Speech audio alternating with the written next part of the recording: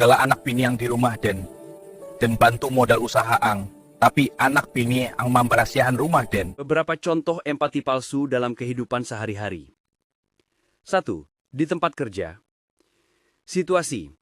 Seorang rekan kerja selalu mendengarkan keluhan Anda tentang pekerjaan, tetapi tidak pernah menawarkan bantuan atau solusi konkret. Aduh, deadline proyek ini benar-benar membuatku stres. Aku tahu pasti berat ya jadi kamu. Kamu memang selalu bekerja keras. Analisis. Rekan kerja tersebut menunjukkan empati palsu karena hanya memberikan validasi emosional tanpa tindakan nyata. Tujuannya mungkin untuk membuat Anda terus bergantung padanya secara emosional. 2. Dalam hubungan romantis. Situasinya, pasangan Anda selalu mengatakan bahwa dia memahami perasaan Anda, tetapi seringkali mengabaikan kebutuhan emosional Anda. Aku merasa kesepian karena kamu jarang menghabiskan waktu bersamaku.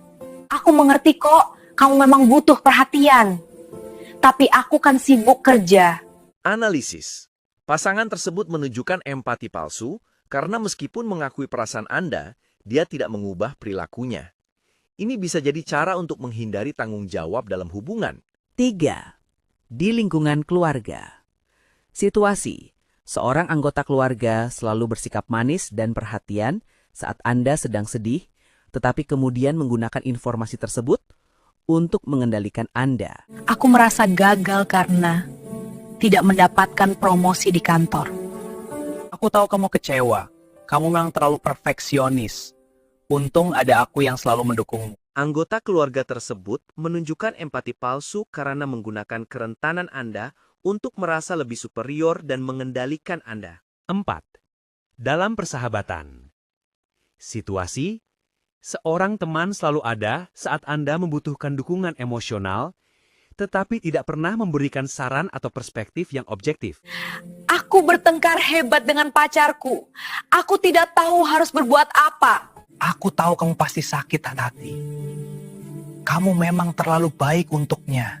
Teman tersebut menunjukkan empati palsu karena hanya memvalidasi perasaan Anda tanpa membantu Anda melihat situasi dari sudut pandang yang berbeda.